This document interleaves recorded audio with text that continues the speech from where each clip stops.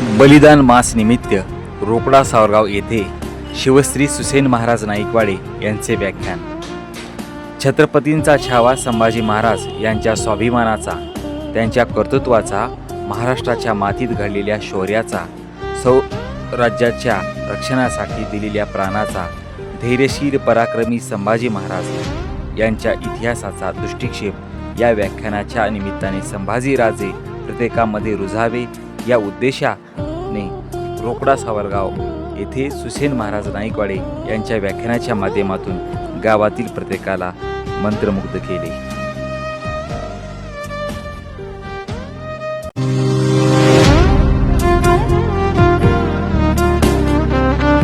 रोकडा सावरगाव या गावामध्ये येण्याचा पुन्हा एकदा योग लागला. मला वाटतं 2 वर्षापूर्वी शिवजयंतीच्या कीर्तनासाठी आमचे स्नेही अशोकजी कोटंबे सरपंच यांनी बोलावलेलं होतं आणि त्यानंतर पुन्हा 1 वर्ष सोडून दुसऱ्यांदा येण्याचा योग त्यांच्याचमुळे म्हणावा लागेल, कारण त्यांचा फोन नाही तर मग मी इकडे येत नाही. गावातील सर्व बलिदान मास पाळणारे जे तरुण आहेत, ज्या तरुणांचा इथं सन्मान झाला त्या सर्व तरुणालाही धन्यवाद देतो. ज्यांनी हा कार्यक्रम घडवून आणण्यासाठी मेहनत घेतली आणि हा कार्यक्रम घडवून आणला त्यांनाही पुन्हा एकदा धन्यवाद देतो. सरपंच, उपसरपंच, पोलीस पाटील, सर्व पदाधिकारी यांनाही पुन्हा एकदा धन्यवाद देतो. सर्व शिवभक्त गावातील, सर्व शंभूभक्त गावातील यांनाही पुन्हा एकदा धन्यवाद देतो. आपण संभाजी महाराज शिवबाराजे समजून घेतले नाही. डोक्यावर घेऊन कितीही वेळा मिरवणं तरी जर विषय डोक्यात गेला नाही तर डोक्यावर घेण्याचा काही उपयोग होत नाही. सर, शंभूराजे शिवबाराजे देव नव्हते. नीट लक्ष द्या. हे बोल नका रे, लेकर आवरा, आता बोलू नका. हा, अंतर ठेवून. मी लय गाव बघितले पण तुमच्या गावातल्या सारखे ताट बसलेले लेकर कुठंच नाही बघ. त्या बघा हाताची घडी, तोंडावर बोट, मामाची खिशा, त्या बघा. शिवबाराजे संभाजीराजे देव नव्हते, पण 33 कोटी देवालय भारी, फक्त 19 फेब्रुवारी. इतकं मोठं महत्व छत्रपती संभाजी महाराज शिवबाराजांचं. 33 कोटी देवाची फलटण एकीकडं आणि एकटा राजा एकीकडं.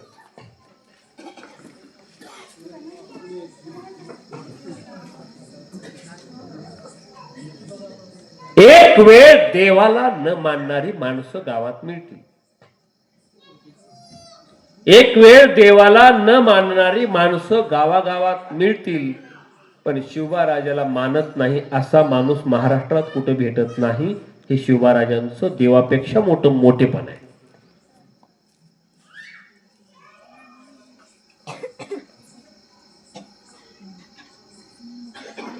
मागच्या पिढीपेक्षा पुढची पिढी हुशारच असते, तो निसर्गाचा नियम आहे.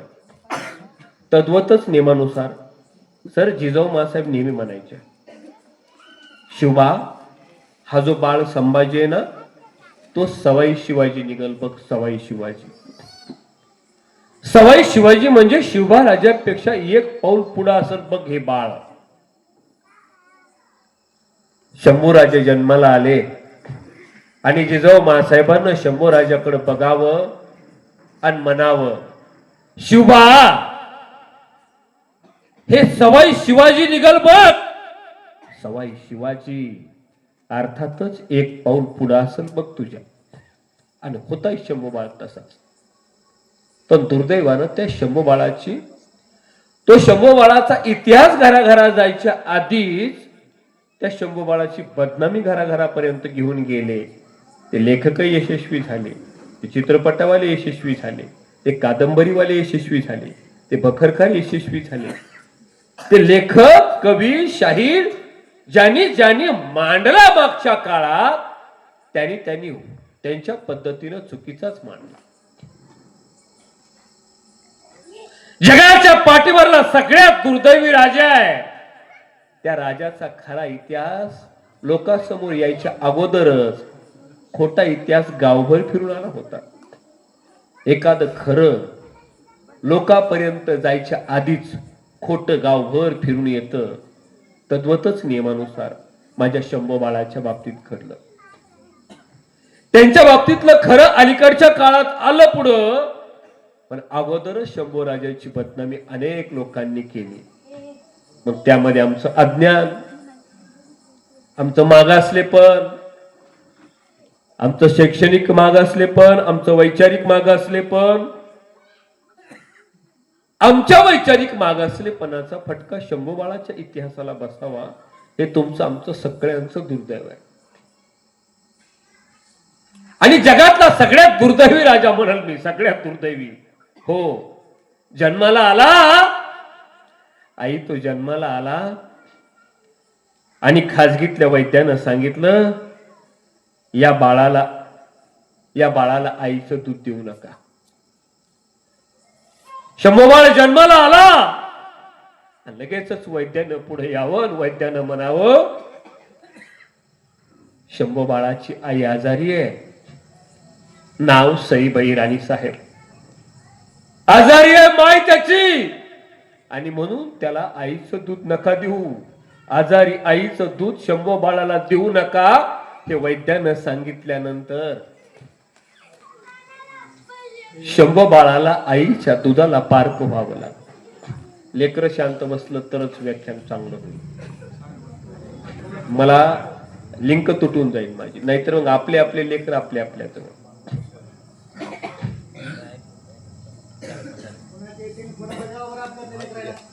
कथा आणि कीर्तन आणि व्याख्यान हे फक्त हसण्यावारी नका घेऊ. विनोद मलाही करता येतात. हसवणं फार अवघड नाही. अभिनय करणं, हसवणं, लोकांना खिळवून ठेवणं फार अवघड नाही. पण हसण्यावारी चाललंय आपलं सगळं. आणि म्हणून मी मुळातच विनोदी शैलीचा माणूस आहे, पण आज माझ्या तोंडून मला नाही वाटत विनोद येतील म्हणून तुमचा थोडा भ्रमनिराश होईल कदाचित माझ्याकडून. पण शंभूबाळाचा इतिहास सांगताना तो कुठल्या रसात असावा. वीररस तर आहेच, पण करुण रस आपोआपच आज माझ्या समोर येतोय. आणि म्हणून त्या करुण रसाला तुमची शांतता जास्त अभिप्रेत आहे.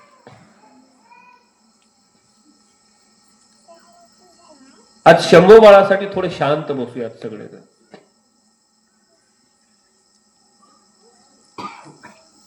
वैद्याच्या सांगण्यावरून आईच्या दुधाला पारख व्हावं लागलंय त्याला.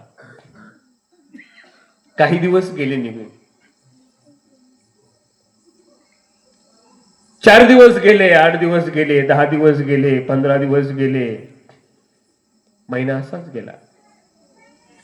शंभूबाळाच्या आईला वाटायला लागलं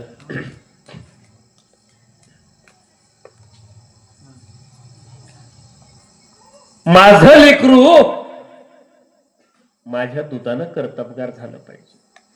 पण काय दुर्दैव म्हणा, दुर्दैवानं आईला शंभूबाळासाठी नाही दूध देता आलं. धाराऊला आणावं लागलं. आजार वाढतच गेला. असू त्यानं इथपर्यंत सहन केलं, मान्य केलं. शंभूबाळाने मान्य केलं, शिवराजाने मान्य केलं, नाही गडावरल्या सगळ्यांनाच मान्य केलं. नाही देता येत तर नाही देता येत, पण किमान त्या आईनं उभी हयातभर त्या बाळाच्या मागे उभा तर राहायला पाहिजे होतं. आई जिवंत तर राहायला पाहिजे होती. हो, आली धाराऊ धावून आई म्हणून दुधासाठी, पण त्याची जन्मदाती आई, त्या बाळाची जन्मदाती आई त्याच्या पाठीमाग असायला तर पाहिजे होते.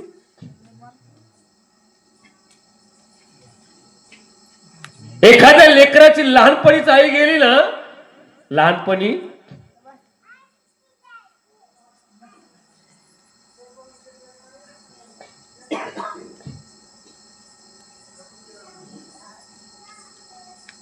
ते लेकरू खेळकर झाल्यावर गावात खेळायला जाते. आई नाही त्याची. तर नाही कळत 1.5-2 वर्षाच्या लेकराला. काही दिवसानं गावात खेळायला जातं, बाकीच्या लेकरांसोबत खेळतं. आणि बाकीच्या लेकरांसोबत खेळताना भूक लागली ना, आई भूक लागली की ते घराकडे जातं. बाकीचे पण लेकरं आपल्या आपल्या घराकडे जातात, रस्त्यावर खेळतात आणि आपल्या आपल्या घराकडे जातात. त्यावेळी ते ज्याची आई जिवंत नाही ते लेकरू सुद्धा त्याच्या घराकडे जातं. बाकीचे लेकर आपल्या आपल्या घराकडे जातात आणि घरी गेल्यानंतर दरवाजातूनच आईला आवाज देतात, ए आई भूक लागले बघ, खेळून आलोय, जेवायला दे. ज्याची आई जिवंत नसते ना ते लेकरू दरवाजात जातं, दरवाजाकडे पाहतं, निमुटपणे पापणी वर केलेली आपोआप पापणी खाली पडते त्याची. घरात एकटंच जात. आई नुसत्या दारात नाही थांबत, ते घरात जातं. घरात मधून किचन मध्ये जातं आणि किचन मध्ये गेल्यानंतर किचन मधल्या दुरडीतली भाकरी आपल्या हातानं ताटात घेत, आपल्या हातानं ताटात घेत, पातेल्यातली भाजी आपल्या हाताने घेत. अरे त्या लेकराला नीटशी भाजी घेता येत नाही रे. चमच्यानं भाजी घेताना अर्धी भाजी त्याच्या हातून सांडते माय, अर्धी भाजी त्याच्या हातून सांडते, अर्धीच भाजी त्याला वाटीमध्ये टाकायला येते. भाकरी किती घ्यावं कळत नाही, भाकरी घेत, एका कोपऱ्यात जात, अन्नानं भरलेलं ताट एका कोपऱ्यात जाऊन खायला लागतं. घरातल्या भिंतीवरल्या आईच्या फोटोकडे पाहत आणि किरमिल्या डोळ्यानं फोटोकडे पाहत पाहत पाहत तो अन्नाचा घास ते चावायला लागतं. आई नाही ना त्याची. आणि मग जेवण करत करत विचार करत, आज आई असती तर मला मांडीवर घेतलं असतं, आज माझी आई जिवंत असती तर मला मांडीवर घेतलं असतं, दूध भात माझ्या तोंडात तिने स्वतःच्या हातानं भरवलं असता. माझी आई जिवंत असती तर खेळून आल्याबरोबर मला किचन मध्ये जायची गरज नव्हती, माझं ताट बैठकीमध्ये आलं असतं. आठवण येते त्याला त्याच्या आईची आणि फोटोतल्या आईकडे पाहून किलमिल्या नजरेनं आईच्या फोटोकडे पाहतो आणि जड अंतकरणानं एक एक एक एक घास पोरग चावायला लागतं आणि तसंच पोटात ढकलतं. आई नाही ना त्याची. आई नसताना लेकरू भोगताय आणि ही आई शंभोबाळाची सोडून जाणार आहे. त्याला मांडीवर घेण्यासाठी आता सईबाई राणीसाहेब नाहीत राहणार, पण त्या 1.5-2 वर्षाच्या लेकराला त्यावेळी काही समजत नाही.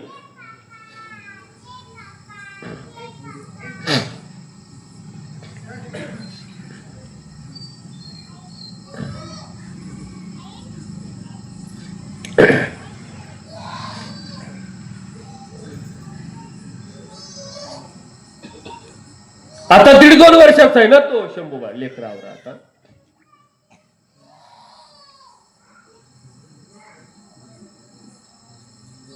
आणि खासगीतल्या वैद्यानं याच्या पुढे जाऊन सांगितलं शिवबाराजांना, महाराज तुमची पत्नी जास्त दिवस नाही जगू शकत,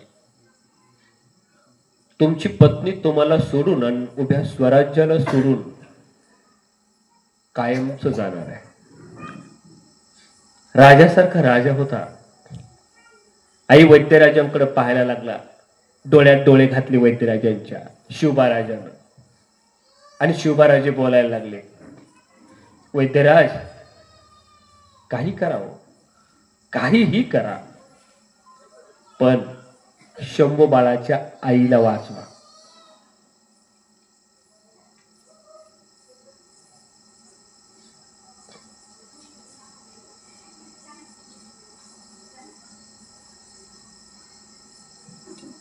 हात जोडतो तुम्हाला. शुभराजे बोलतायत, खाजगीतल्या वैद्यांना बोलतायत,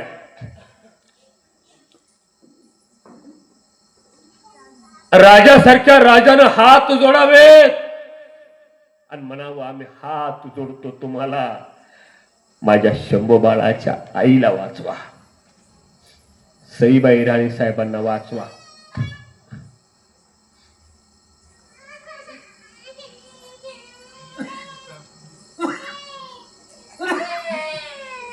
वैद्यराजानं शिवबाराजांकडं पाहावं.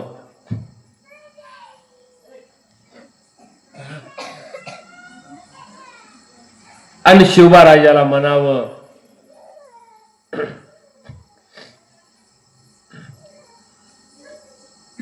वैद्यराजानं शिवबाराजाकडे पाहावं, शिवबाराजाला म्हणावं, स्वराज्याची आई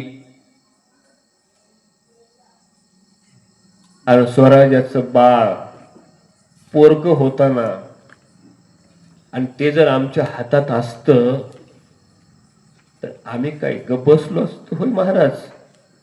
महाराज लय प्रयत्न केलेत बघा, लय प्रयत्न केलेत, पण दुर्दैव महाराज तुमचं आमचं सगळ्यांचं, तुमच्या पत्नीला आम्ही नाही वाचवू शकत.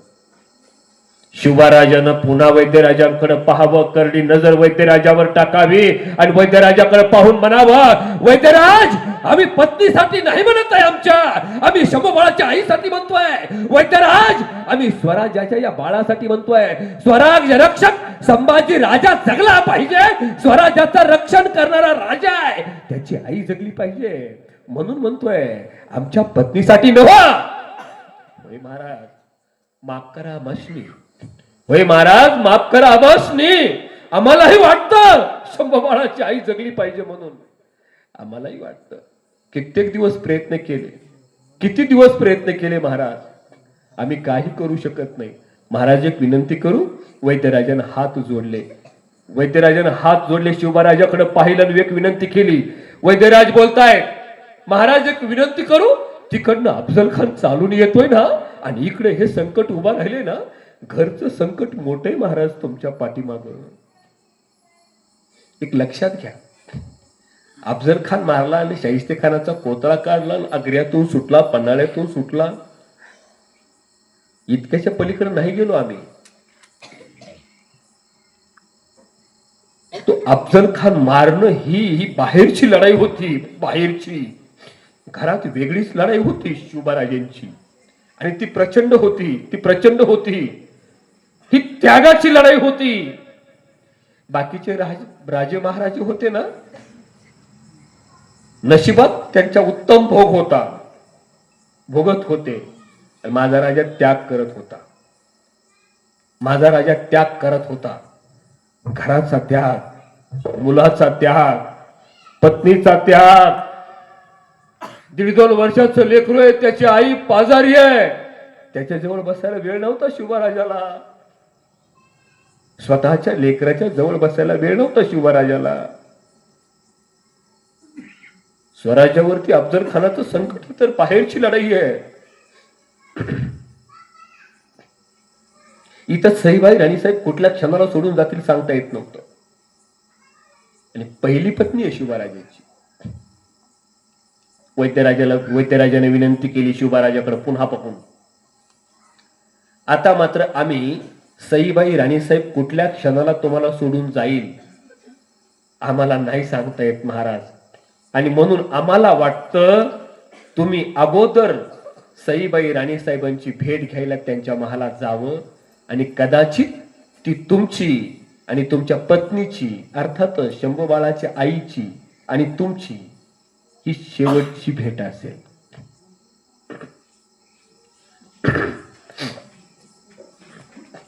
आई मृत्यू दारात आहे, मृत्यू असा उंबरट्यात उभा आहे पत्नीचा, आणि शिवबाराजे भेटायला निघाले.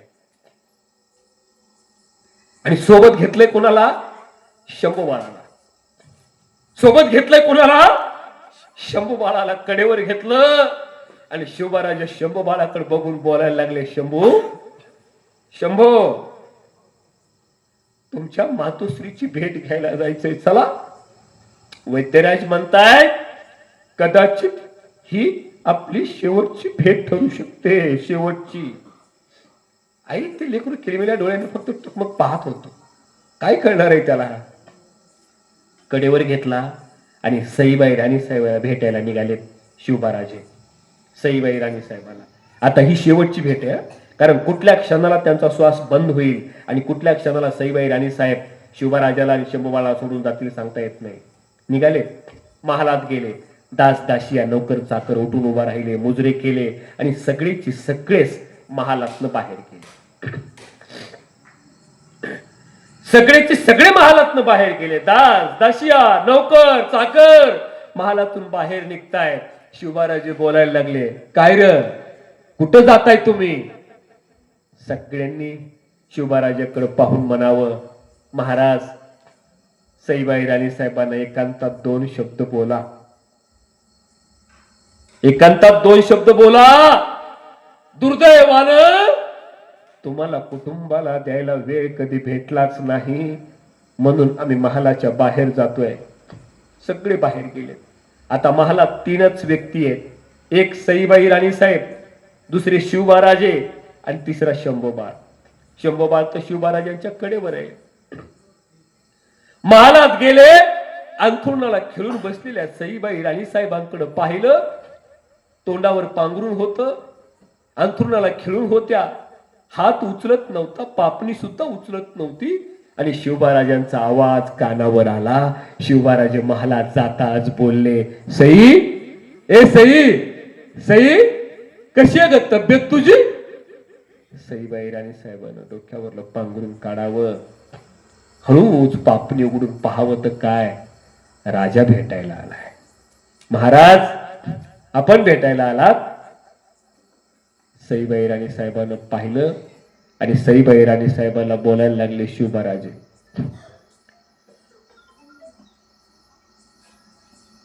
तब्येत कशी आहे. सईबाई राणीसाहेबाला शिवबाराजे विचारतायत, तब्येत कशी आहे.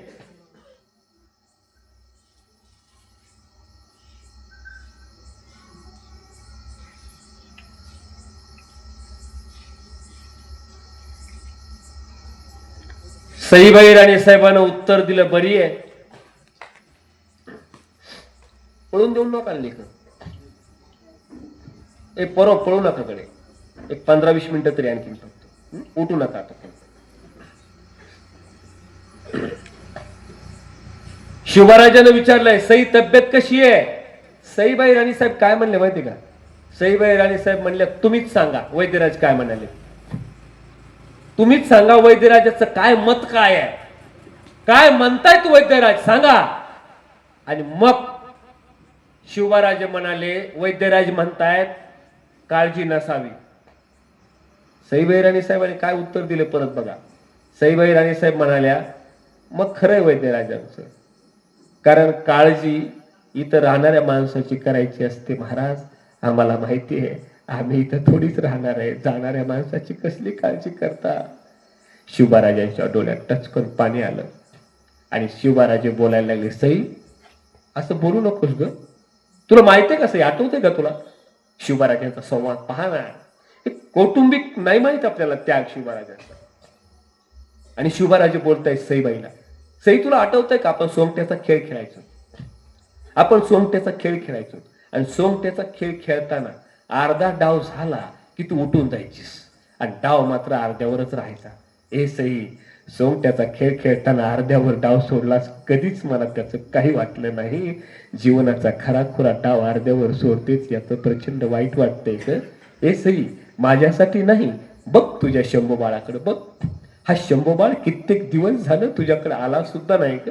वैद्यराजानं सांगितलं त्याला बाजूला ठेवा, बाजूलाच ठेवलंय. बघ तुझं बाळ तुझ्याकडे यायचं म्हणते बघ. ए सईबाई राणीसाहेबांना पापणी उघडून बळच बघावं लेकराकडं आणि म्हणावं, माझा शंभू किती दुर्दैवी माझं लेकरू. सईबाई राणीसाहेबांना लगेच शिवबाराजांकडे पाहिलं आणि शिवबाराजाकडे पाहिल्याच्या नंतर थोडस हसल्या आणि लगेच बोलल्या, महाराज किती नशीबवान आहेत नाही का तुम्ही. शिवबाराजानं म्हणावं, का बरं, माझं कशानं नशीब. अहो तुमची आई तुम्हाला अजून जिवंत आहे ना, जिजाऊ माँसाहेब तुमच्यासाठी अजून जिवंत आहे, तुम्ही किती नशीबवान आहेत नाही का.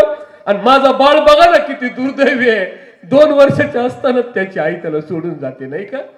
सईबाई राणीसाहेबांकडे शिवबाराजानं पाहावं, शिवबाराजांच्या डोळ्यातले अश्रू गाळावर येतात, खुंदके देतात शिवबाराजे. आणि शिवबाराजे सईबाई राणीसाहेबांकडे पाहून म्हणतात, सई काळजी करू नको ग, काळजी नाही करत आहे मी, मला बाकी कुठलीच काळजी नाहीये, मी आजपर्यंत तुमच्याकडे कधी मागितलं बी नाही.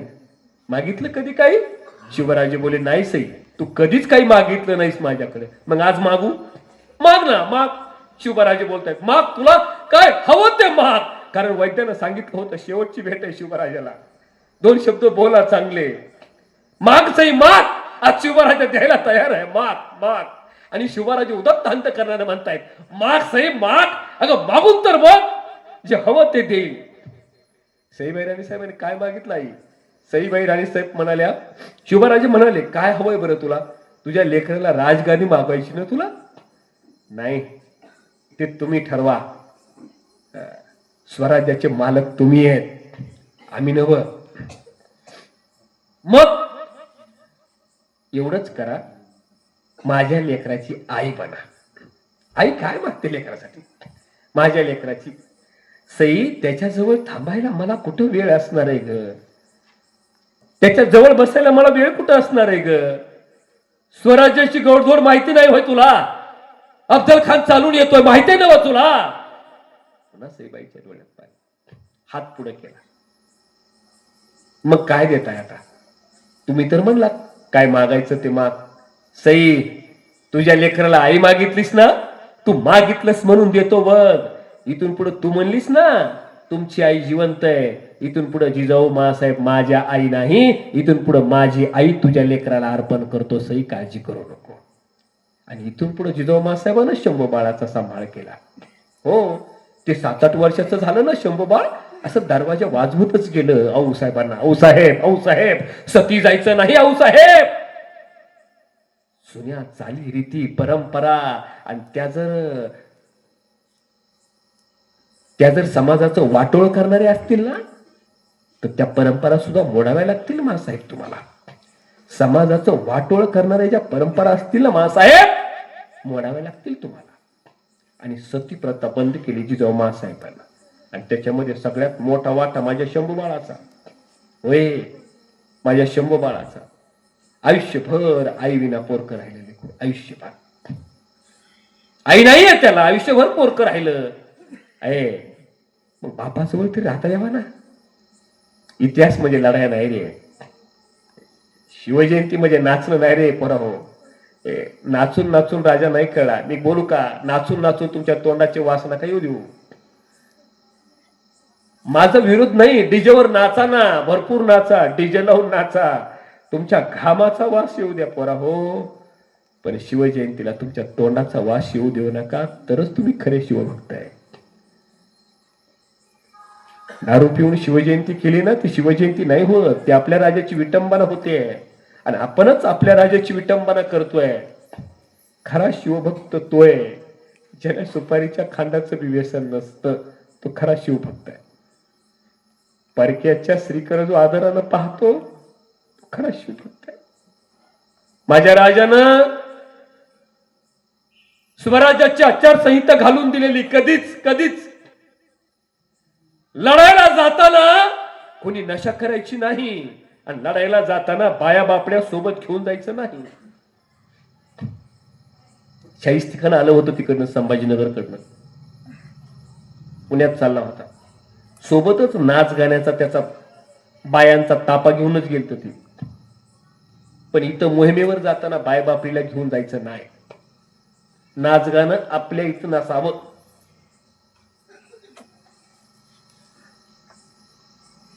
राजे महाराजे लय होते, पण जिजाऊ माँसाहेबांची शिकवण होती, शिवा तुला बाया नाचवणारा राजा नाही, बाया वाचवणारा राजा व्हायचंय. आज त्या राजाचं नाव घेऊन आम्ही राज्यकर्ते होतोय, त्या राजाचं नाव घेऊन आम्ही आमदार, खासदार, मंत्री, मुख्यमंत्री, प्रधानमंत्री होतोय. सत्ता येते आपल्याकडं, तालुक्याची, जिल्ह्याची, राज्याची, देशाची. तत्सम राज्य आम्ही उभा करू म्हणून त्याचं नाव त्यावेळी घेतलं जात आहे. पण शिवबा राजांसारखं धोरण आम्हाला तुम्हाला कोणालाच राबवता आलं नाही. फक्त नाव घेतलं, तुम्ही आम्ही आपल्याला निवडून येण्यापुरतं गड्या. शेतकऱ्याच्या मिरचीच्या देठाला हात लावू नका म्हणायचा तो. मला सांगा आई, आता जरा नॉर्मल होतो, तुम्ही लय सिरियसली झाला सुरुवातीला. मला सांगा, शेतकऱ्याच्या मिरचीच्या देठाला हात लावू नका. मिरचीच्या देठाला, मिरचीच्या झाडाला नाही, मिरचीच्या फुलाला नाही, मिरचीच्या त्या फळाला नाही, मिरचीच्या देठाला बी हात लावू नका. मला सांगा बरं आई, मिरच्याचं देठ, मिरच्या निसून झाल्या होत्या, देठाचं काय करता तुम्ही? तळून खाता, फेकून देता. मग मिरच्या निसून झाल्यावर जे देठ आपण फेकून देतो त्याला बी हात लावू नका. शेतकऱ्याचं नुकसान खपून घेतलं जाणार नाही. आणि आज शेतकऱ्याचं नुकसान शेतकऱ्यालाच खपून घ्यावं लागतंय. नाव कुणाचं घेतो आम्ही? त्याचं नाव घेतलं. तो शेतकऱ्याचा राजा आहे, तो दीनदलितांचा राजा आहे, तो गोरगरिबांचा राजा आहे. पुढचं वाक्य महत्वाचं बोलतोय. माझा राजा ना कुठल्या धर्माचा ना कुठल्या जातीचा, माझा राजा होता या हिंदुस्थानच्या मातीचा. नका अडकवू त्याला एवढुशा धर्मात, नका अडकवू त्याला एवढुशा जातीत. अरे तो लय महान आहे, तो लय मोठा आहे, जातीच्या धर्माच्या पेक्षा मोठा आहे तो. सगळ्या धर्मातल्याला वाटतं राजा असावा तर असा असावा, आणि सगळ्या जातीतल्याला वाटतं राजा असावा तर असा असावा. म्हणून आपण त्या राजाला का छोट करतोय? आजही वाटतं की नाही, शंभू बाळासारखं मूल, शिवबा राजासारखं कर्तबगार मूल आमच्या पोटी जन्माला यावं म्हणून. एक वाक्य देऊन जातो आजच्या व्याख्यानातून, लक्षात ठेवा. वाटत असेल ना आई, शिवबा राजासारखं कर्तबगार मूल आमच्या पोटी जन्माला यावं, तर या गोष्टी घरी घेऊन जा. ज्ञानेश्वरीचा, गाथ्याचा, शिवचरित्राचा, ऐका, ज्ञानेश्वरीचा, गाथ्याचा, शिवचरित्राचा स्पर्श होऊ द्या तुमच्या बोटाला, रामकृष्ण हरी मंत्र येऊ द्या तुमच्या ओठाला, मग छत्रपती शिवाजी महाराज जन्माला येतील तुमच्या पोटाला.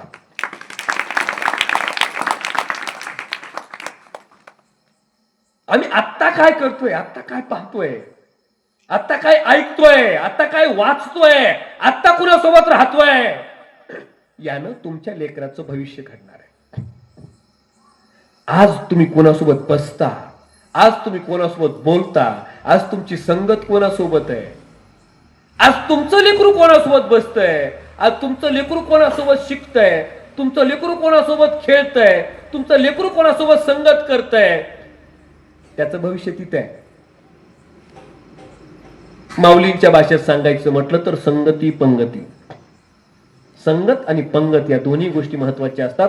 चुकीच्या माणसाच्या पंक्तीलाही बसायचं नाही आणि चुकीच्या माणसाच्या संगतीलाही लागायचं नाही. लोक म्हणते तो तमाशानं बिघडत नाही, कीर्तनानं सुधरत नाही, असं म्हणतात ना. लोक तमाशानं बिघडत नाहीत आणि लोक कीर्तनानं सुधरत नाहीत असं म्हणतात बरेच लोक, पण काही तथ्य नाही त्या गोष्टीमध्ये, तिळभर बी तथ्य नाही. मी तुम्हाला प्रूफ देऊन सांगतो. गावाचं नाव रोकडा सावरगाव आहे. याच्या बाजूला कोणतं गाव आहे आणखी? इकडच्या बाजूला भुतेकरवाडी ना. भुतेकरवाडी असंच असेल ना मोठं गाव. तुमचं जरा मोठं आहे, ते छोटं आहे, पण तुमच्या गावात 2 सप्ते होत असतील, एक अंदाज बरं का. बरोबर आहे ना? हा, लागला ठोका माझा. भुतेवाडीत पण एखादा होता, एकच होतो ना, लागला तो बी अंदाज पक्का. तुम्ही काय सत्य नका करू, हे कट करू नका बघा. एवढंच माझं पुढचं ऐका. हा हा, म्हणजे असं होतं की मीडिया असलं एवढंच कट होतं का काय याची भीती असते. एक उदाहरणार्थ तुम्ही सत्य नका करू. एका वर्षात तुमच्या गावात 10-11 तमाशा आणा. एका वर्षात किती तमाशा आणायचे? एवढंच कट करू नका आता बरं का. हा, इथं गोंधळ होईल मग सगळा. मग सगळ्या महाराष्ट्रात ट्रोल होईल पण. मी काय सांगायचं मला पुढे जे बोलायचे ते ऐकून घ्या. एका वर्षात तुमच्या गावात 10 ते 11 काय करायचंय? काय करणार तुम्ही? हे बी त्यांचं बी आलं पाहिजे त्याच्यामध्ये. लोक म्हणतात म्हणून मी उगा म्हणतोय अन्न का. समजा तमाशे आणले 10-11 तमाशे म्हटल्यानंतर 10-5 पोराला तरी वाटणार की आपण बी तमाशातच काम करावं, की नाही? हे तुमच्या तोंडाला तर गाणं ये ना पाटलाचा येईन की सहजच आपलं ऐकलंय ना सारखं. तुमच्या डोळ्यासमोर तमाशे गेल्याच्या नंतर 10-5 दिवस तरी तमाशात नाचणारी बाई दिसल ना. खरं सांगा जे बोलतो ते सत्य. 8 दिवस तरी आता चित्रपट पाहिला, चित्रपटातले हिरोईन दिसत नाही का? हो म्हणताय. हिरो दिसत नाही का? दिसतो ना तो डोळ्यासमोर नजरेसमोर. एक वास्तव आहे सर. तुम्ही विचाराची माणसा. मी एक वास्तव सांगालो समाजातलं. मग सांगा 10-11 दिवस 10-11 वेळा जर झाले तमाशे तर तुमची 12 महिने नशात उतरणार नाही. उतरल का? बाई नाचती महिनाभर त्यातच. आणि 11 महिन्याचे 11 धरले, 12 महिन्याचे 12 धरले. आणि मला सांगा जर 12 सप्ते झाले तर तुमचा हरिपाठ आपोआपच पाठवून जाईल. तुमचे अभंग आपोआपच पाठवून जाते. अरे रोज अभंग घेतोय आम्ही. ह्याची दान देगा देवा भजनाच्या सुरुवातीला, हरिपाठामध्ये, भजनामध्ये, कीर्तनामध्ये सगळीकडे घेतला जातो. म्हणून तो सगळ्या गावाच्या पाठ आहे. चांगलं चिंतन का नाही पाठवणार? रोज सत्य असतील तर. एक लक्षात ठेवा, व्याख्यानातून आणि कीर्तनातून परिवर्तन होत असतं, पण ते हळूहळू होत असतं. म्हणून असं नका म्हणू यानं काही फरक पडत नाही. फरक पडतोय, फरक पडतोय. तो दिसत नसतो. मला एक शिवखेड्याचं उदाहरण सांगायचं तुम्हाला. एक माणूस ना असा तलावाच्या काटेनं चालला होता. नीट ऐका. एक माणूस ना असा समुद्राच्या काटेनं चालला होता. आणि समुद्राच्या काट्यानं ते जाताना तो मासे यायचे असे लाटेसोबत. आणि लाटेसोबत जर मासे यायचे ना, आई ते मासे समुद्राच्या काठावरती असे तडफडायचे, त्या वाळूवर तडफडायचे. आणि एक माणूस हजारो मासे, लाखो मासे, बारी बारी बारी बारी बारी बारी बारी माशांचा ढीकच ढीक. आणि एक माणूस त्यातले 2-4 मासे घ्यायचा आणि पाण्यात फेकून द्यायचा. पण तेवढे 2-4 वाचायचे. पण खाली मासेच मासे आहेत. नीट चालायला येत नव्हतं एवढा माशाचा ढीग आहे. आणि तो 2-4 मासे उचलून त्यानं पाण्यात फेकले आणि त्या माशाकडे बघायला लागला. दुसऱ्या माणसानं हे दृश्य बघितलं आणि तो दुसरा माणूस ज्यानं हे दृश्य बघितलं त्याला म्हणला, लाखो मासे, करोडो मासे असे सगळ्या बीच वरती, आणि तू 2-4 मासे पाण्यात फेकून काय फरक पडणार आहे? फेकून फेकून तू किती पाण्यात फेकशील? आणि तुझ्या पाण्यात फेकण्यानं तुला काय फरक पडणार आहे? ते म्हणला, फरक मला नाही पडणार, फरक त्या माशाला पडणार आहे. फरक पडतो, काही का होईना फरक पडतो. तो फरक हळूहळू असतो. तो फरक कामाचा असतो. आज कळलंय आम्हाला. आज त्याग आहे शिवराजांचा, त्याग आहे शंभू बाळाचा. हे सगळं मिळवलं ना. शिवचरित्र एक गोष्ट शिकवतं. आजचा बलिदान मास एक गोष्ट शिकवतोय. कोणती? बापाची प्रॉपर्टी अशी वारेमोल जाऊ द्यायची नाही. त्या महाराष्ट्राच्या बापानं कमावलेली प्रॉपर्टी होती ना, महाराष्ट्राच्या लेकानं सांभाळली. मग डोळे गेलेत, होय डोळे गेलेत, पण प्रॉपर्टी सांभाळली आहे. अंगाचं कातडं गेले, पण महाराष्ट्राची या हिंदुस्थानची प्रॉपर्टी सांभाळली आहे. हो, मुंडन केलंय केसाचं, जखमा जखमा झाल्यात, पण प्रॉपर्टी सांभाळली आहे. जखळलंय वधस्तंभाला, पण प्रॉपर्टी सांभाळली आहे. काही झालं तरी आपल्या बापाची प्रॉपर्टी अशी वारेमोल जाऊ द्यायची नाही, हे शिवचरित्र शिकवतं. बापानं कमावलेली प्रॉपर्टी पोराला विकायचा अधिकार नसतो. पोरानं ती फक्त राखायची असते.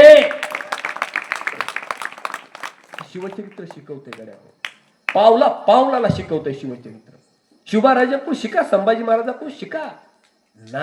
नादी लागायचंय ना, हे बघा, नादी बी लागायचं ना तर मोठ्या माणसाच्या नादी लागायचं, चिलर माणसाच्या नादी लागायचं नाही. औरंग्या, औरंग्या ये, तलवारीच्या टोकावर भाकऱ्या भाजतात मराठे. औरंग्या, तुला भाजाया वेळ लागणार नाही. औरंगजेब मोठं संकट आहे. अफजल खान मोठं संकट आहे. शाहिस्ते खान मोठं संकट आहे. मोठे मोठे संकट स्वतःच्या अंगावर आणि छोट्या छोट्या कामासाठी मावळ्यांना पाठवत होता. मोठी मोठी संकट स्वतः झेलत होता, स्वतः अंगावर घेत होता आणि छोट्या छोट्या कामावर मावळ्यांना पाठवत होता. आपलं उलट आहे. छोट काही काम असलं मी करतो, मी मोठं असलं की माझा काही संबंध नाही. माझा त्याचा अर्थार्थ काही संबंधच नाही. मोठं काम असलं आणि छोटं असलं की मग आपण जातो. एक गोष्ट शिका गड्या शिवचरित्रात. जे मोठ्या माणसाच्या नादी लागतात ना ते कधी छोटे राहत नाहीत आणि जे गावातल्या छोट्या माणसाच्या नादी लागत बसतात ना ते कधीच मोठी होत नाही. ज्या माणसाला मोठं व्हायचंय त्यानं चिल्लर माणसाच्या नादी लागणं सोडून द्यायचं. त्यानंच मला शिवी द्या, देवदी शिवी, त्याचं काय कुठं नादी लागत बसला त्याच्या. शिवचरित्र शिकवतोय तह करा. तह तह काय भानगड आहे? तह म्हणजे काय? अमलभाऊच का? परमेश्वर ठीक आहे नाही, तुम्ही तिघ जण आहेत ना बलिदान मास पाळणारे. एक लक्षात ठेवा, तह म्हणजे काय? 2 पावलं माघारी येणं. शिवचरित्र शिकवतं तह करा, कोणाच्या नादी लागू नका. 2 पावलं माग या ना. जिजाऊ मासाहेब म्हणायचे शिवबा राजाला लहानपणी, शिवबा साधा आंबा तोडायचा झाला ना तर उड्यावर उड्या माराव्या लागतात. इथं स्वराज्य घडवायचे आम्हाला, इथं स्वराज्य घडवायचे आम्हाला. आता मोठीच्या मोठी उड्डाणं घ्यावी लागतील आम्हाला. आणि जर मोठं उड्डाण घ्यायचं असेल ना शिवबा, मोठं उड्डाण घ्यायचं असेल ना शिवबा, तर 2 पावलं मागे यावं लागतंय. उडी जर जोरात मारायची असेल ना तर माग जावं लागतंय आधी, माग, मग उडी जोरात जाते. हे शिकवतं शिवचरित्र. तुम्हाला पुढे जायचं असेल ना आधी मागे यायला शिका. हात जोडा चक्क, जाऊ दे माझं चुकलं, नाही चुकलं तरी म्हणा बाजूला सरा. भंगार माणसाला कट मारायचा निघून जायचं. चिल्लर माणसाच्या नादी लागायचं नाहीच जर मोठं व्हायचं असेल तर. आणि मला ह्यानं चाडविलं ते चाडवायला लागला. एक बोलू का, त्यानं मला माग पाय वडले, हे असलं काही बोलत बसत जाऊ नका. ते माया जळतो, जळू द्या, ती नका डोकं लावू तुम्ही. पतंग माहिती पतंग, मी तुम्हाला खरं प्रबोधन करून चालू. पतंग माहिती पतंग, पतंगाची दोरी खाली वाढल्यावर पतंग कुठं जातो? वर जातो. माणसाचं बी तसंच आहे. त्याला खाली वाढणारे 2-4 असले ना माणूस अधिक अधिक वर जातो. तुम्हाला 2-4 खाली वाढणारे पाहिजेतच. तुम्हाला जर खाली वाढलं ना तरच वर जाणार आहे. तुमच्यावर निंदा करणारे पाहिजेतच हो. आई देवाला सुद्धा सोडलं नाही, देवाला सुद्धा लोकांनी. आपल्याला काय सोडते? ते सीतेवर संशय घेतला लोकांनी, तुम्हाला आम्हाला सोडते काय? रामकथा होत असेल ना गावात, सप्त्यात झाली असेल ना कधी. रामायण तर ऐकताय तुम्ही सगळे. कैकई माहिती ना? कैकई कोण होती रामाची? रामाची कोण? मम्मी, आई होती. हा,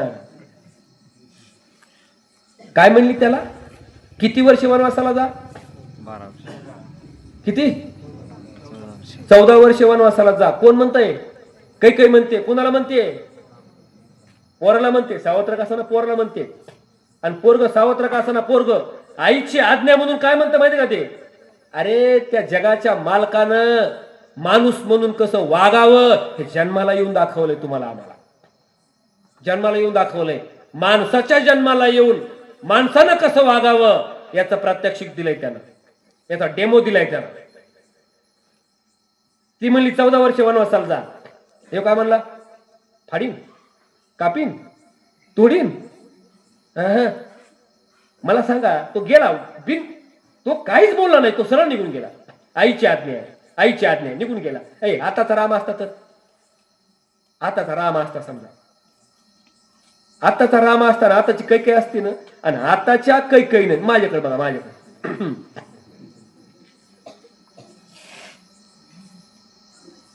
इथं कोट बीट घालून आलोय म्हणून नको तिकडून.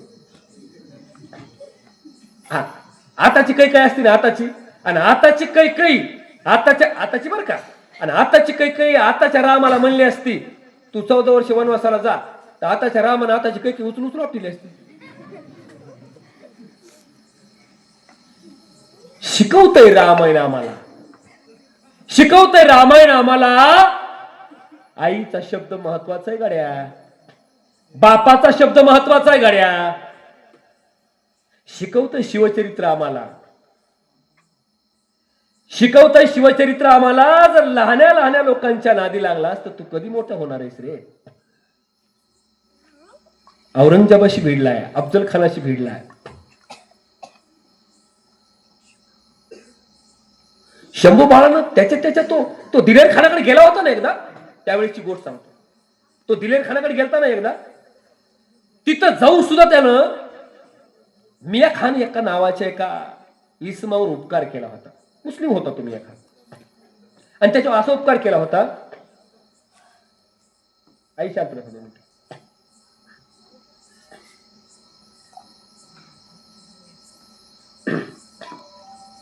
त्या मिया खानवर काय उपकार केला होता.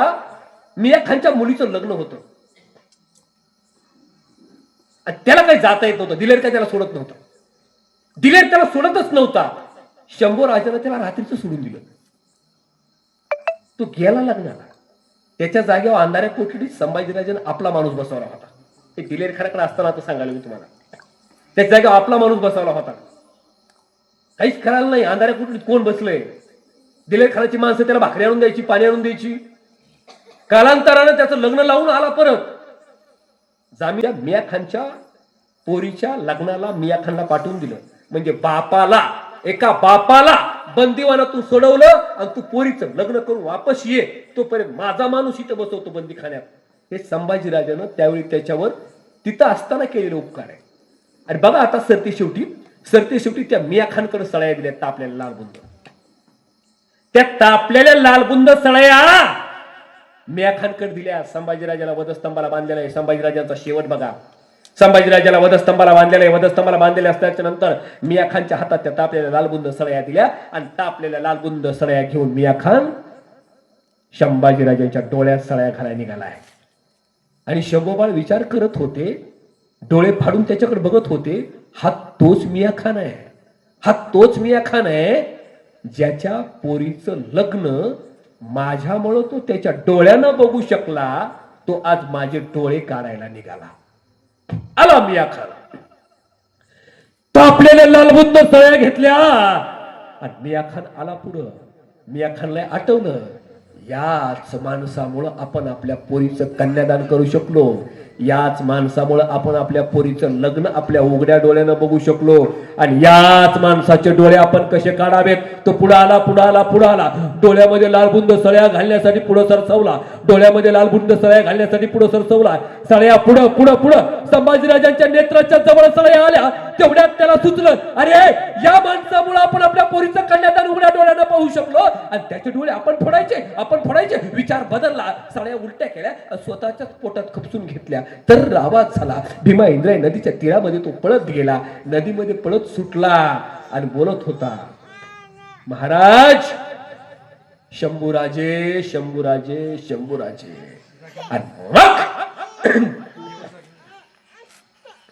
मग औरंग्या बोलला, बैमान फितूर मिया खान, फितूर. त्याला असू दे हो, संभाजीराजांच्या वचनाला जागला तो. पोरीचं लग्न करून दिलंय, फितूर होईल नाही तर काय करेल आता.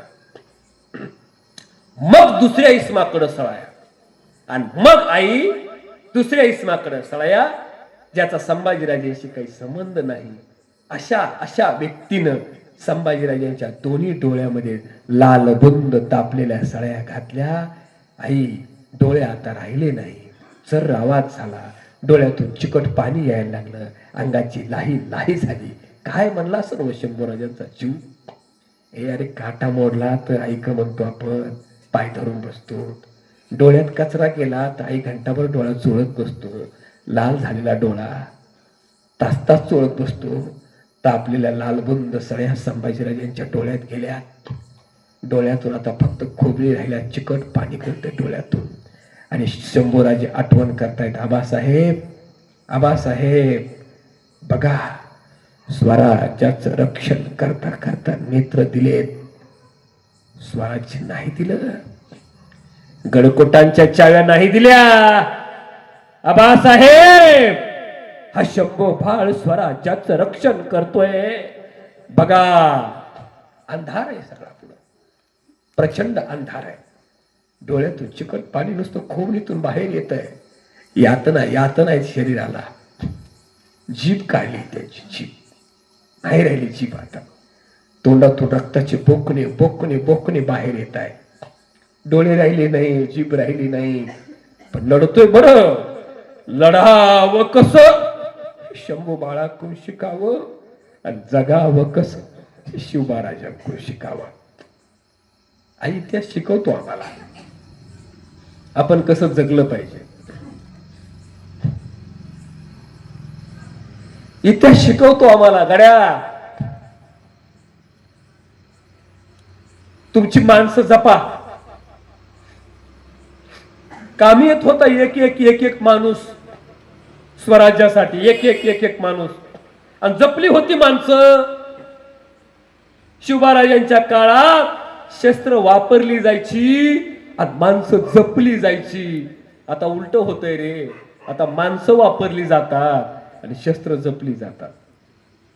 शिवबाराजांच्या काळात शस्त्र जपली जायची, शिवबाराजांच्या काळात माणसं जपली जायची, शस्त्र वापरली जायची. आता आता माणसंच वापरली जातात आणि शस्त्र जपली जातात. काळ खूप बदलला. माणसाला जीव लावा, माणूस कामाला येतो. म्हणत होते की माणसं तवाचे, राजा मरू द्यात की मरू द्यात, येऊ द्यात आम्हाला बी स्वराज्याच्या कामी येऊ द्यात. आणि खरं बरं, माणूस म्हणून माणसासोबत वागायला शिका.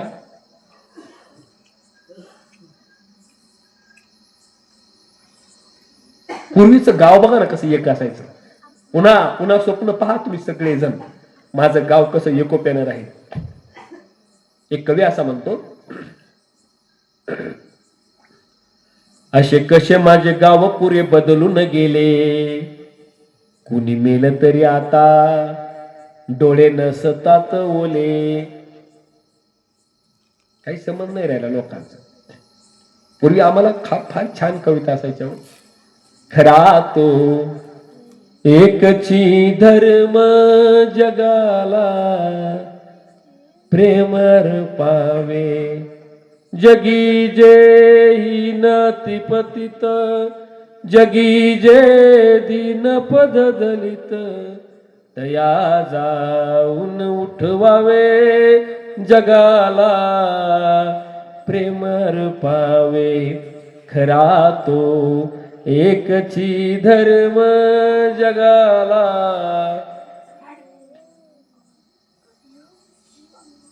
आपली माणसं जगा. तुझं गावच आहे की तीर्थ, गाड्या कशाला बोंबडत फिरत. तुकडोजी महाराज म्हणायचे, तुमचं गाव तीर्थ आहे पोरांनो. बस हे गाव एकत्र केलं ना तुम्ही, ज्यांनी ज्यांनी हे सहकार्य केलं, कार्यक्रम घडवून आणला ना, त्यांच्यासाठी बोलतो. हे गाव एकत्र केलं, यांना तुम्ही शंभूराजे ऐकायला दिले, यांना तुम्ही शिवाजी महाराज ऐकायला दिले, यांचं तुम्ही प्रबोधन केलं. बस तुमच्या गावासाठी तुम्ही फार मोठं काम केलं. आता वेगळी तीर्थयात्रा करण्याची गरज नाही. तीर्थयात्रेचं पुण्य तुम्हाला मिळालं. हो, तुझं गावच आहे की तीर्थ. ज्यानं गावाची सेवा केली त्यानं भगवंताची सेवा केली. ज्यानं गुरुची सेवा केली त्यानं भगवंताची सेवा केली.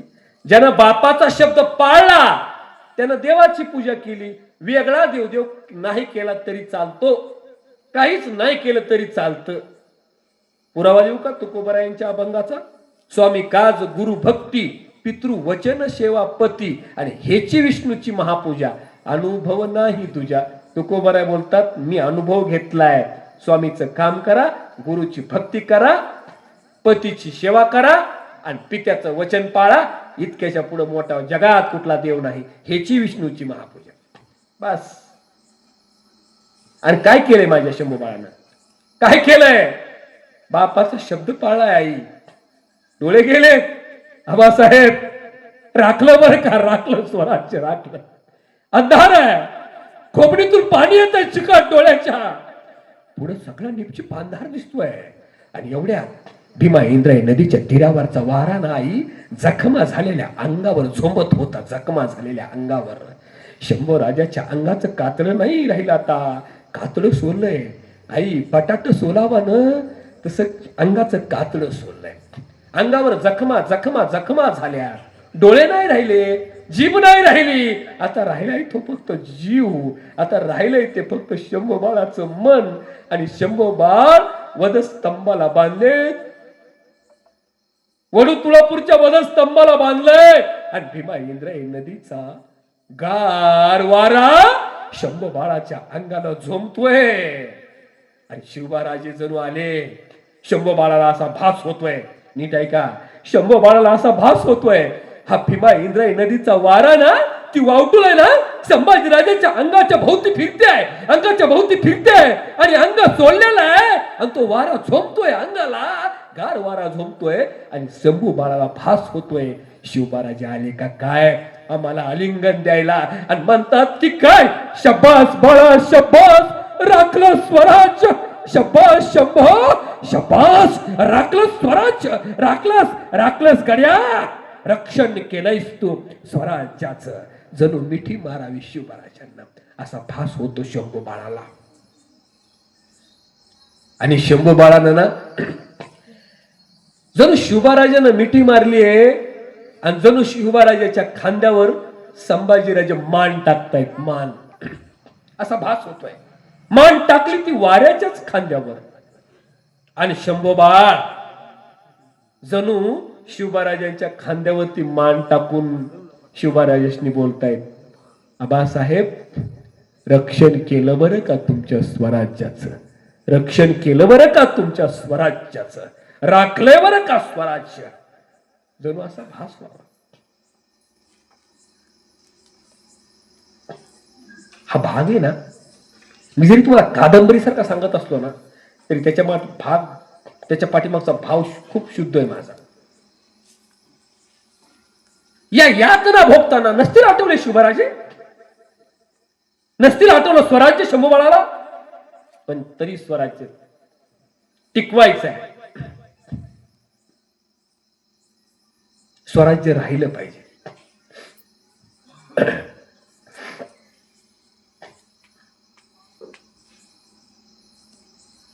एवढं मोठं निर्माण केलं, कुठं नाव नाही दिलं स्वतःच.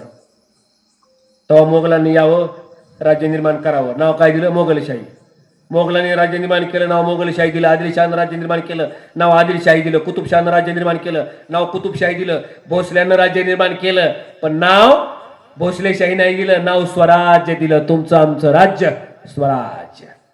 स्वतःचं नाव देता आलं असतं ना, म्हणता आलं असतं ना भोसलेशाही, पण नाही. आपलं इतकंच आहे, आपण सगळ्या गावभर फिरवतोय, सगळे बांधकाम केले, सगळे किल्ले बांधले, एवढे मोठे गड बांधले. अरे 350 गड बांधावेत आणि कुठं स्वतःचं नाव नाही. सगळंच भरपूर आहे, पण लढायला जाताना सर ती घोड्या बसून गेली. हत्तीवर बसून जाता आलं असतं ना. बरोबर, लढायला जाताना माझा राजा कशा बसून गेला रे, घोड्यावर. हत्ती बसले लढायला जाताना नाही नाही. तेव्हा बाकीचे राजा महाराजांना हत्ती बसून लढायला जायचे, अंबारीमध्ये बसायचे, प्रतिष्ठा म्हणून. शिवबाराजांनी ती प्रतिष्ठा पाहिली नाही. तुम्हाला पाया पडून सांगतो गड्या, प्रतिष्ठेच्या माग लागू नका. हा नका लागू. हे पदन, पुढारपणन, प्रतिष्ठान याच्या पायी वाटलं होतं माणसाचं. हो, वाटलं होतं. वास्तव वास्तव समजून घ्या. शेमीन नका सोडू. आहे ते स्वीकारा. लोक दुःखी काय आहेत माहितीये का, मी सुखी आहे हे दाखवण्याच्या नादातच लोक जास्त दुःखी आहेत. चांगला बंगला बांधायचा कोणासाठी, साध्या घरात राहा ना, काय फरक पडतो. बंगला कोणासाठी बांधायचा आहे, आपल्यासाठी नाहीच. आपल्याला झोपडीत येते, फक्त खिशात पैसा पाहिजे. आणि पैसा नसू द्या, बंगल्याचे हप्ते असू द्या, झोप येत नाही. मी पुण्याला एका मोठ्या हवेलीत झोपलो, त्या दिवशी कालच कीर्तन होतं माझं. आदल्या दिवशी मुक्कामाला गेलो. मोठी हवेली आहे. सकाळी ते माझे आयोजक आहेत, मोठे बंगल्यावाले, मोठीच मोठी हवेली सरपंच. सकाळी उठलो मी सर. सकाळी उठल्यानंतर त्या बाबाला बोललो, बाबा काय मस्त हवेली हो. आणि भारी झोप आली बरं का मला. कळलंच नाही मला रात्र कशी गेली. बाबा म्हणले, महाराज तुम्हाला झोप आली, आम्हाला नाही येत. म्हणलं कसं काय? ते म्हणले ह्याचे हप्ते. मग कशाला केलं हे? तुला हप्त्याचं टेन्शन एवढं येतं, त्याच्यामध्ये आम्ही 2 दिवस झोपून चालू निवांत. तुम्ही गेस्ट रूम बांधता ना, गेस्ट, काय नाव आहे त्या रूमचं? Guest room. कुणासाठी असते ती? मग ते रूम बांधताना पाहुण्याला फोन करा ना, पैसे कमी पडलेत म्हणून. तेव्हा बांधकाम करताना पाहुण्याला फोन करा ना, पैसे कमी पडलेत म्हणून. गेस्ट रूम बांधायची म्हणा.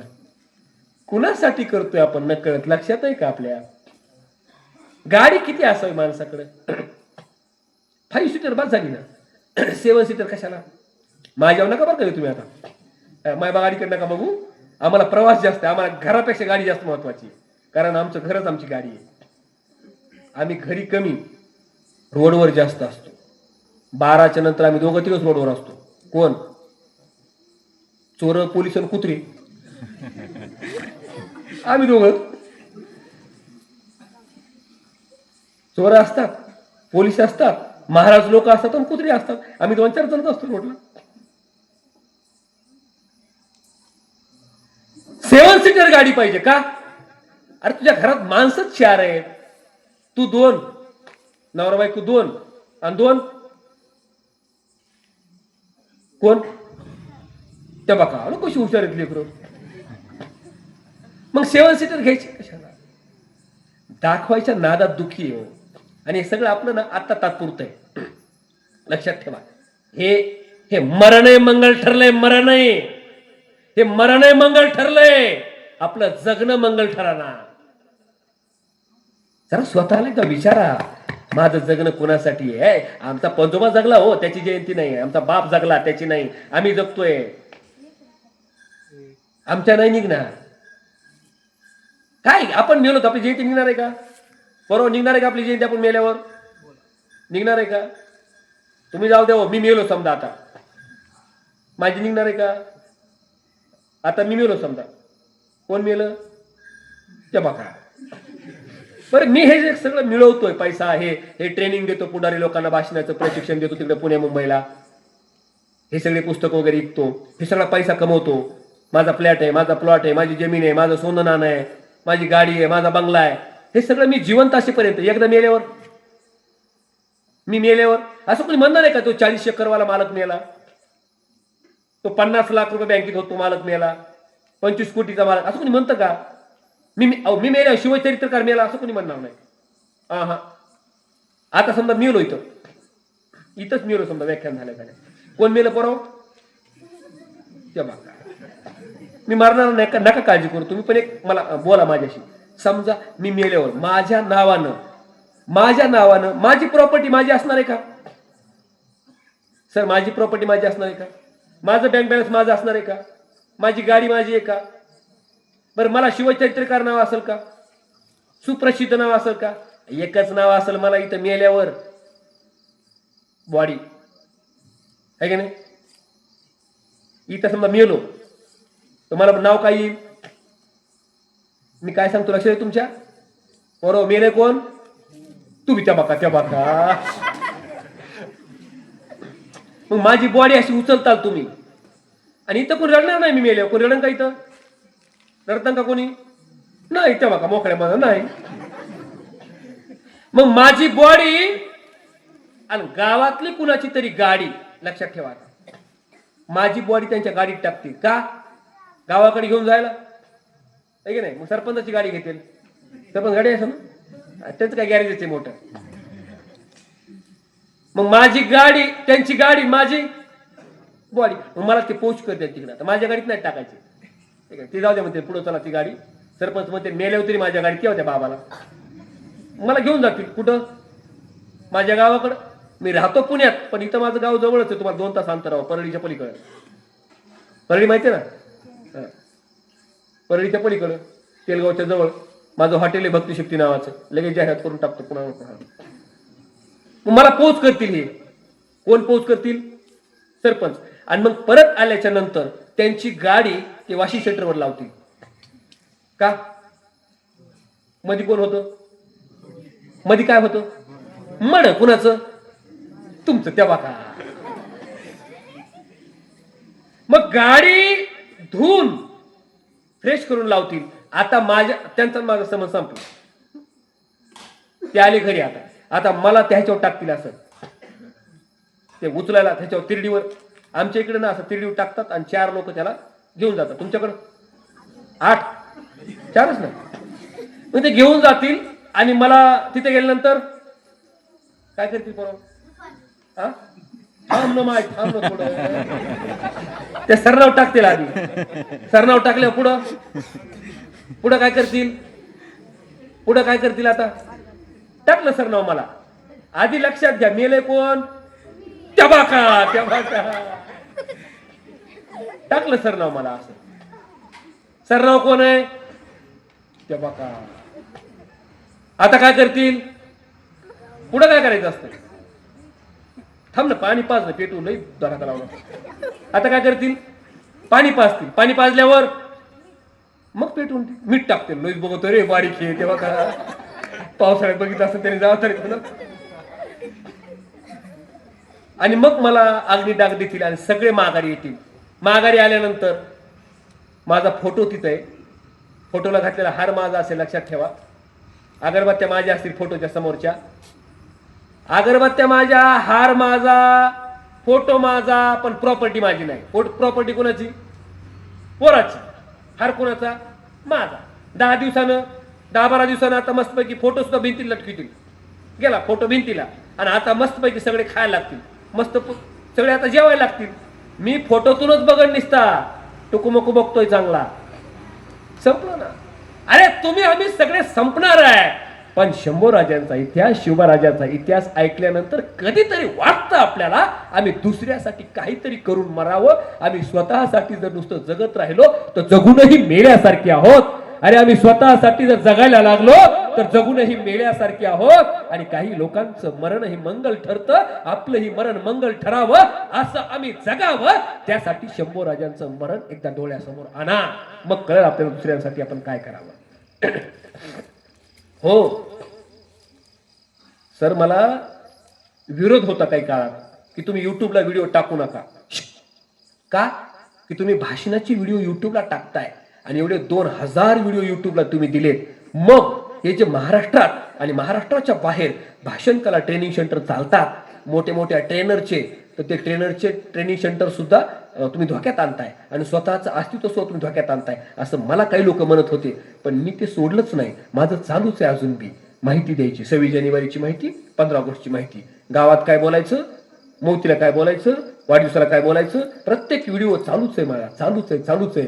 मी विचार करत होतो भगवंताने मला त्याच्यासाठी जन्माला घातलंय, काहीतरी लोकांसाठी, वक्तृत्वाच्या अंधारात असलेल्या लोकांना वक्तृत्वाच्या उजेडात आणण्यासाठी भगवंताने आपल्याला जन्माला घातलंय. काहीतरी फुल ना फुलाची पाकळी, काहीतरी काम आपण जगत इतरांसाठी आपणही काहीतरी करावं. आता मी गेल्यानंतर सुद्धा कित्येक वर्ष ते व्हिडिओ बोलतील ना. मी नाहीये जगात पण व्हिडिओ बोलतील ना. कोणीतरी म्हणाल ना, एखादा आमदार खासदार, की मी यांच्यापासूनच बोलायला शिकलो. कोणीतरी एखादा झेडपी मेंबर म्हणाल ना. कोणी नाही म्हणलं तर सरपंच तरी म्हणते मीच केले यांचं ट्रेनिंग म्हणून. आपलं जगणं इतरांच्या काहीतरी कामाला असावं असं जगणं असेल तर ते जगणं आहे. नाही तर आम्ही जगूनही मेल्यासारखं आहे. एक कवी असं म्हणतो, जगत मी जगलो असा की मी जसा जगलोच नाही, एकदा तुटलो असा की मग पुन्हा जुळलोच नाही, कैकदा कैफात माझ्या मी विजांचे घोट प्यालो, तरीही प्रकाशाला हाय मी पेटलोच नाही, जगत मी जगलो असा की मी जसा जगलोच नाही. सर ते शेवटी काही संदेश देऊन जाणार आहे. शिवराजानं 2 प्रकारचे आरमार तयार केले होते. इथपर्यंत येतच नाही आम्ही कधी. शंभूराजांचा आरमार, शिवराजांचं आरमार होतं आणि ते आरमार असायचे लढाऊ एक आरमार. काय काय सांगू की काय काय नको की असं वाटतं मला. हे सगळं होत नाही. 1-1.5 तासात काहीच होत नाही, काही होत नाही. आणि म्हणून पत्रकार मी काय केलं माहितीये का, मी संगीत शिवचरित्र कथा चालू केल्या. सर की शिवाजी महाराज अखंड हरिनाम सप्त्यात रामकथा असते ना, भागवत कथा असते ना, मी रामकथा बी करतो पण संगीतमय शिवचरित्र कथा सुद्धा करतो. का तर सुरुवातीपासून शेवटपर्यंत शिवाजी महाराज कळावे, जन्म ते मृत्यू शिवाजी महाराज कळावे.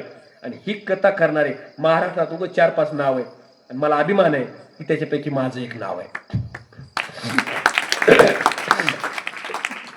आणि एक विनंती करतो, चला तर आता सरपंच सर आहे तिथं आणि आपले बलिदान मास करणारे युवक आहे दोघं तिघं बी इथं.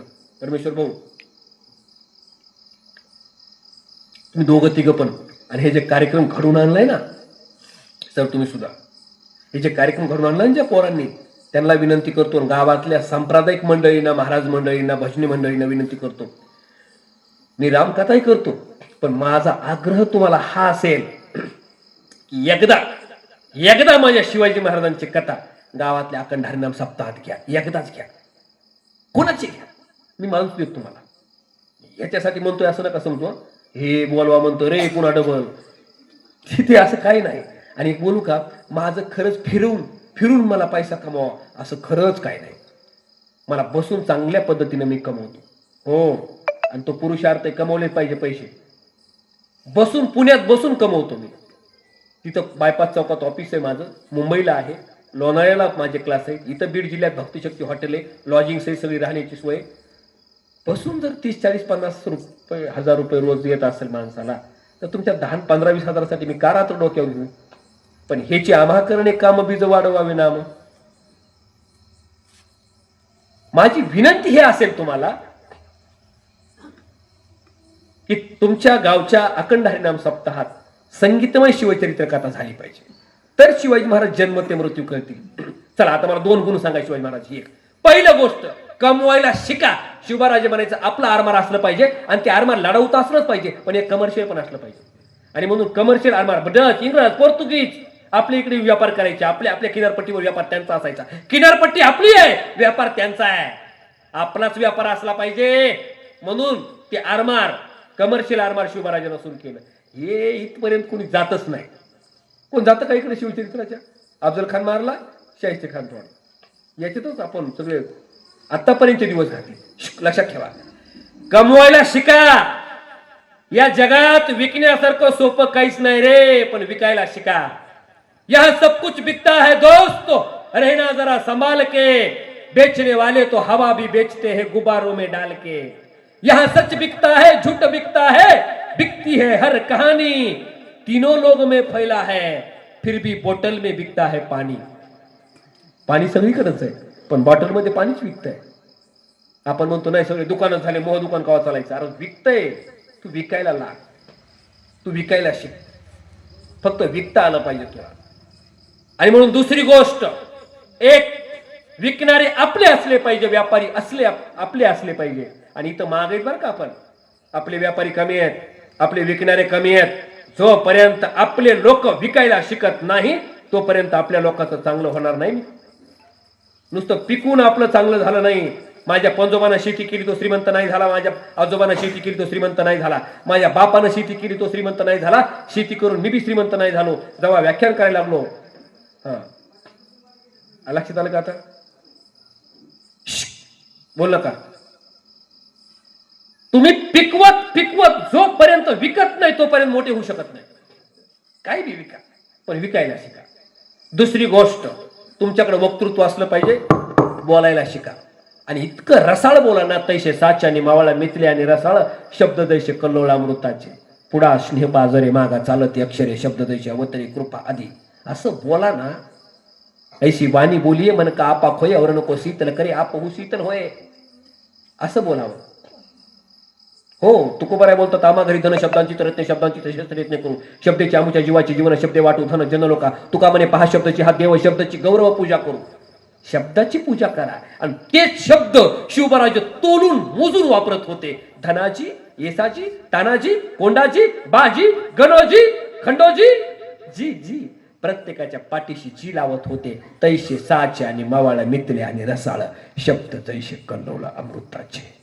शिवराजाकडे वक्तृत्व होतं, ते वक्तृत्व आपलंसं करा. आणि जाता जाता सरते शेवटी जाताना 2 विनंत्या करतो. आई, आजच्या व्याख्यानातून शिकून जा. पूर्वीच्या काळात झाडांची संख्या खूप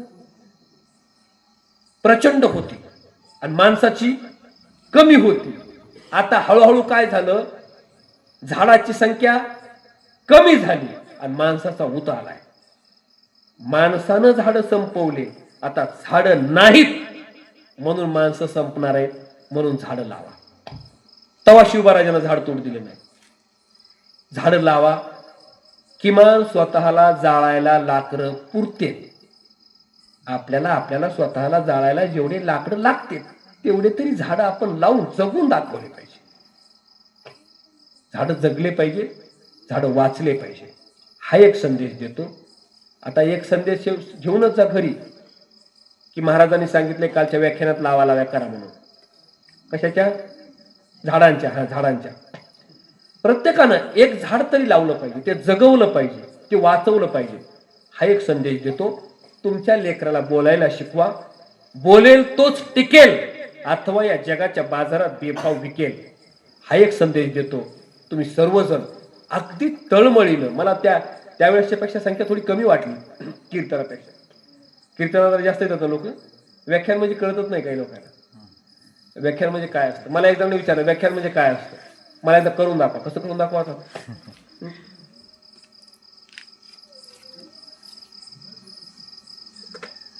पुस्तक घरात राहू द्या, पुस्तक वाचायला शिका. पुस्तकानं मस्तक सुधारतं, सुधारलेलं मस्तक कोणापुढे नतमस्तक होत नाही.